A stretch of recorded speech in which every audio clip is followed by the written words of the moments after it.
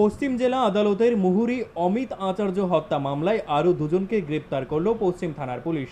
আইনজীবী দিগ্বিজয় মোদক এবং শিবদূত বেরুয়া ক্লার্ককে বুধবার গ্রেপ্তার করে পুলিশ। এদিন সকালে উজান অভয়নগর ও ইন্দ্রনগর মুসলিম পাড়া থেকে তাদেরকে গ্রেপ্তার করে পুলিশ। এই পর্যন্ত এই মামলায় মোট 6 জনকে গ্রেপ্তার করা হয়েছে।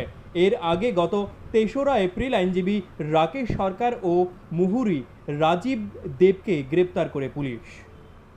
তো 5/9/2023 তারিখ আগরতলা ডিস্ট্রিক্ট অ্যান্ড সেশন কোর্টে অমিত আচার্য নামে একজন মুহুরীকে আক্রমণ করা হয়, তার উপর মারধর করা হয়। মারধর করার পর তাকে হসপিটালে ভর্তি করা হয়। পরবর্তী সময় 12/9/2023 তারিখ তাকে কলকাতাতে রেফার করা হয় এবং